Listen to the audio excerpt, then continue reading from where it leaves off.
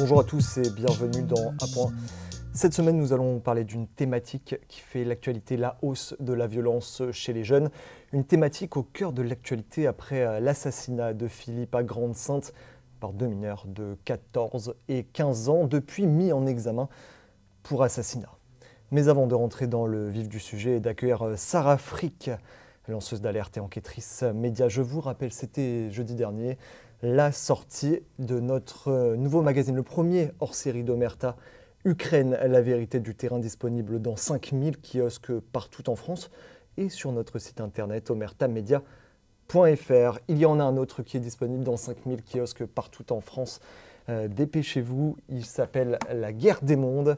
Il est ici, entre mes mains, et donc, comme je le disais, dans 5000 kiosques partout en France. On va désormais rentrer dans le vif du sujet, dans cette thématique, la hausse de la violence chez les jeunes.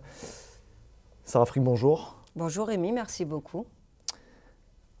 Est-ce que vous avez l'impression qu'il faut attendre un drame pour voir le gouvernement réagir ? Malheureusement, et je m'en excuse, mais oui, je suis vraiment désolée de devoir le dire ainsi, mais il y a quand même une avancée, une prise de conscience générale. Mais effectivement, j'ai quelques exemples, Rémi, à vous exposer tout simplement. Il s'appelle Thomas, il s'appelle Nicolas, il s'appelle Lindsay, elle s'appelle Evanaël. C'est l'exemple, par exemple, des harcèlements scolaires. C'est un exemple parmi tant d'autres. Ces enfants avaient écrit pour la plupart à notre président. Ces enfants avaient fait appel à des adultes, à des institutions. Et pour autant, malheureusement, leur voix n'a pas été entendue. Et c'est lorsqu'ils sont décédés, lorsqu'ils se sont suicidés, que nos confrères, que les hommes, les femmes politiques ont tout simplement titré. Alors que pour moi, il aurait fallu titrer avant, il aurait fallu titrer l'appel au secours de cette jeunesse. Alors Sarah, cette violence chez les jeunes, on la voit, Gabriel Attal a d'ailleurs fait des annonces la semaine dernière. Après ce qu'il s'est passé à Grande-Synthe, nous sommes venus à votre rencontre. Salma El Kifani est venue à votre rencontre et vous a posé la question « Que pensez-vous des dernières mesures annoncées par Gabriel Attal ?» J'en pense qu'il y a une responsabilité énorme des parents qui ne tiennent pas leurs enfants. Quand vous voyez que des jeunes de 14 ans sont dans la rue tout le temps, tous les soirs, il ne faut pas s'étonner. En plus, il y a une promiscuité, il y a une délinquance qui tourne autour de la drogue. Puis il y a une violence qui est véhiculée par les réseaux sociaux, c'est monstrueux. Il faut redonner les bases de la République française, le respect de l'adulte. Donc, comme je vous dis et je le répète, donc, nos jeunes sont de plus en plus irrespectueux. Vous pourrez retrouver l'intégralité de ce micro-trottoir jeudi sur la chaîne YouTube d'Omerta dès 18h. Un sujet, on le rappelle, signé Salma El Kifani.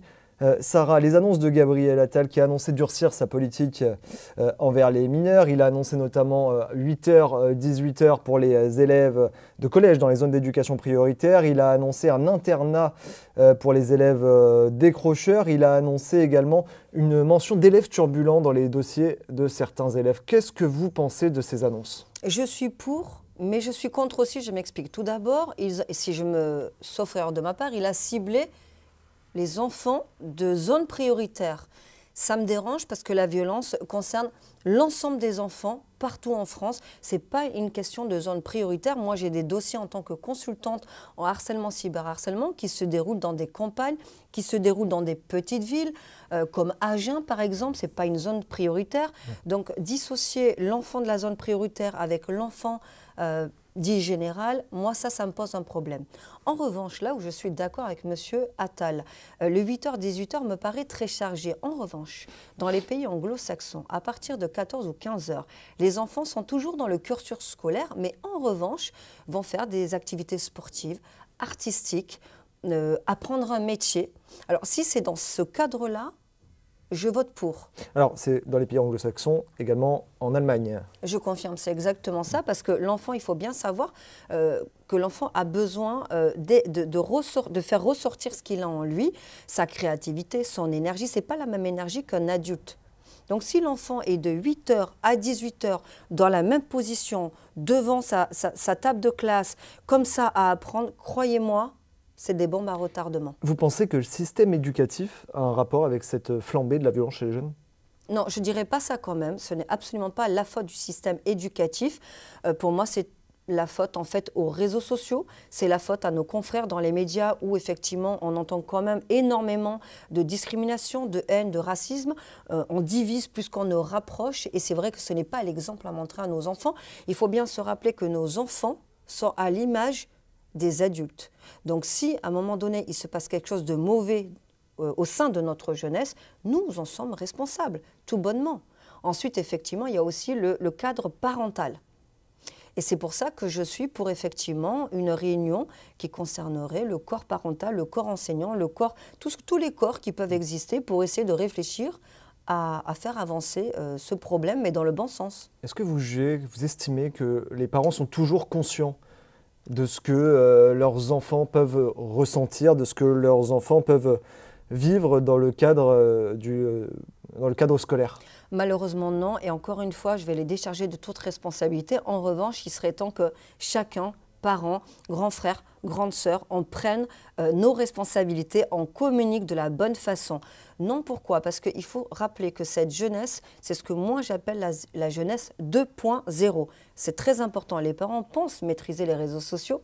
Vous ne les maîtrisez pas sans vouloir vous vexer. Alors, jeunesse 2.0, est-ce que vous pouvez développer un peu plus? Bien sûr, c'est une jeunesse qui est née directement, le web, le net existait déjà. Donc pour eux, c'est un réflexe. Comme nous, par exemple, je ne sais pas, nous, notre époque, c'était de sortir, je vais dire des bêtises, mais jouer dehors, c'était un réflexe de vie. Eux, ils n'ont pas. Leur réflexe, c'est la tablette. C'est vraiment un phénomène qui est arrivé avec cette catégorie, cette jeunesse 2.0. Donc pour eux, le réflexe est tout simplement de se connecter. C'est très important. Et on ne peut pas attendre des parents cette connaissance générale dans ce domaine-là. Ce n'est pas vrai, ce n'est pas possible. Il y a quand même, si vous voulez, des réseaux pirates qui existent. Les parents ne sont même pas au courant de l'existence. Youbo, ils l'ont découvert il y a très peu de temps. C'est un réseau pirate au même titre que Telegram. Et ce sont dans ces réseaux-là que tout se passe. Il y a des dérives? Énormément de dérives. Je vais vous montrer. On prend le cas du décès de ce jeune Philippe, malheureusement assassiné par de jeunes mineurs. Je tiens à préciser, alors, il a été dit que Philippe avait été piégé sur un réseau. Coco GG, GG oui. Coco. Je ne sais pas dans quel sens on le dit. Coco GG. En tout cas, ce site-là. Et soi-disant que ces jeunes voulaient piéger ce jeune homme et qu'ils essayaient de piéger des pédophiles. Je voudrais recadrer les choses par respect pour les parents de Philippe. Ce n'était pas cet individu-là. Philippe est passé simplement au mauvais moment, au mauvais endroit. Ça, c'est important de le rappeler. Mais en revanche, il y a ce phénomène. Ces jeunes-là s'inspirent de notre actualité qui est quand même assez difficile, de nos influenceurs qui font des bagarres par-ci, par-là et qui montent sur les réseaux. Ben, c'est exactement le même phénomène. Ils ont voulu alors pas se jouer, mais se faire passer pour des justiciers, ces jeunes? Comment vous interprétez ce comportement? Non, ça c'est n'importe quoi. Ça c'est un alibi qui n'est pas entendable, qui ne va pas être entendu par la justice.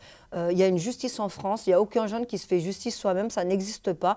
Non, la vérité, moi je vais vous la donner, Rémi. C'est que dans ces réseaux, en fait, ces jeunes s'organisent, il faut bien le dire, que ce soit Telegram, Youbo ou bien d'autres, on aura l'occasion d'en parler au sein d'Omerta.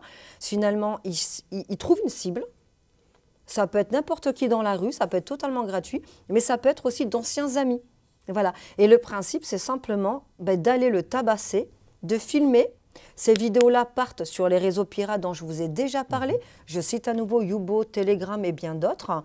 Le principe, en fait, c'est que ces vidéos buzzent. Du coup, ces jeunes, pour peu qu'ils aient des réseaux qui marchent et qui sont publics, ils touchent de l'argent, même les mineurs, à travers des majeurs. Alors, pour vraiment buzzer, alors là, le saint graal pour ces jeunes, c'est si l'affaire passe dans les médias et que ça fait un bad buzz. C'est ça, c'est important de le rappeler. Sarah Frick, on le rappelle, vous êtes lanceuse d'alerte. Tout ce que vous dénoncez sur vos réseaux sociaux, vous êtes prise au sérieux? Je suis prise au sérieux par notre chaîne citoyenne avant tout et je remercie d'ailleurs tous nos citoyens qui ont pris conscience, qui ont pris confiance justement à cette news qui vient maintenant du web et non directement des médias. Je suis prise au sérieux, je suis entendue aussi par nos confrères. Je suis aussi quand même entendue par certaines instances. En revanche, je déplore, mais bon, je ne leur jette pas la pierre. Je ne suis absolument pas entendue par le gouvernement. Je vais juste vous donner un exemple très rapide, Rémi. J'ai lancé une pétition à l'époque destinée, enfin qui qui était destinée aux femmes sans abri. On ne va pas rentrer trop dans les détails. Cette pétition a quand même été classée parmi les premières pétitions au niveau national. Elle a atteint le chiffre de 427 000 signatures. Merci aux citoyens. Mais le gouvernement ne l'a jamais réceptionnée. Donc c'est quand même dommage. Vous intervenez également dans les établissements scolaires. Vous parliez tout à l'heure de harcèlement scolaire. C'est d'ailleurs ce qui avait fait l'ouverture de notre entretien. Comment vous jugez aujourd'hui l'ampleur du phénomène ? Dramatique, catastrophique. Il y a une urgence nationale à ce niveau-là, mais je dis bien une urgence nationale à agir contre le harcèlement, le cyberharcèlement et toutes les dérives qu'il y a en parallèle, parce que ça va faire des dégâts monumentaux. Il faut bien se rappeler, et je tiens à le dire Rémi, que les jeunes d'aujourd'hui sont l'avenir de demain. Les jeunes d'aujourd'hui sont les parents de demain. Vous estimez qu'on en fait assez dans les établissements scolaires pour ces jeunes? Écoutez, il y a des changements grâce à M. Attal, je le note, je pense et j'espère qu'il va encore faire évoluer tout cela dans le bon sens, bien sûr, mais oui, je le déplore. C'est-à-dire qu'il y a des établissements, après c'est sûrement dur à gérer pour eux, mais on va tous travailler ensemble dans la même direction. Je ne veux accuser personne, je fais juste un constat. Il y a des établissements qui, par exemple, vont faire taire l'affaire, ils vont faire taire l'affaire pour avoir la bonne note à la fin de l'année. Je le dis de façon un peu cavalière, mais ce n'est pas si simple. Effectivement, c'est souvent la victime qui va changer d'établissement. Mais alors, je note des changements, Rémi. Il faut voir le côté positif, c'est que ça commence à changer. Je vois des rectorats, et merci à ces rectorats-là, qui prennent à bras-le-corps ces dossiers et qui décident de changer un peu les sanctions. Je tiens aussi à annoncer des bonnes nouvelles. C'est un début quand même dans ce drame national au niveau de la jeunesse. C'est que maintenant, il y a des gardes à vue pour les mineurs. Dans une affaire dont je me suis saisie, il y a quand même eu pour des mineurs de 14 ans 7h30, je suis précise, 7h30 de garde à vue. C'est une première avec un jugement à venir là très prochainement. Donc c'est un phénomène, ce sont des faits qui sont pris à bras-le-corps désormais. À bras-le-corps, mais ce n'est pas assez. Je tire la sonnette d'alarme. Merci Rémi de me donner cette occasion. Je tire la sonnette d'alarme. Il faut bien comprendre ce qui se passe sur ces réseaux pirates. Je pense que ils n'ont pas encore conscience de ce qui s'y trouve. Nos gendarmes, oui, parce qu'ils font un travail formidable, il faut leur rendre hommage. Mais si je peux me permettre, il faudrait que le gouvernement leur donne beaucoup plus de moyens, parce qu'ils font un travail incroyable. Mais croyez-moi que les réseaux qu'il y a sur ces réseaux-là, c'est le cas de le dire, se multiplient sans cesse et sans cesse. Et nos jeunes grandissent le soir sur leur téléphone avec ça. Sarah, est-ce que vous avez quelque chose à rajouter? Si vous aviez quelque chose à dire aux parents, qu'est-ce que ce serait? Alors, s'il vous plaît, les parents, il ne faut pas en vouloir à vos enfants parce qu'ils sont dans un système où ils vont commettre des erreurs. Alors, moi, j'ai envie de vous dire, communiquez avec eux. Communiquez, posez-vous avec eux. Dites-leur qu'ils n'ont plus à avoir peur, que ce n'est pas parce qu'ils vont vous parler qu'ils seront des balances. Et je vais dire aux parents de se rapprocher de gens comme nous. Je dis ça, des consultants. Il y a des numéros gratuits aussi qui existent. N'hésitez pas, avant d'aider votre enfant, à vous-même demander de l'aide pour comprendre le phénomène. Croyez-moi, il est bien vicieux. Merci beaucoup, Sarah Frick, d'avoir été avec nous sur Omerta. Où est-ce qu'on peut vous retrouver? Merci Rémi. Alors sur tous les réseaux sociaux qui peuvent exister, YouTube, Twitter, Instagram, TikTok, au nom de Sarah Frick, F-R-I-K-H, Kaya, K-A-Y-A-A. Merci. Merci à vous, Sarah Frick.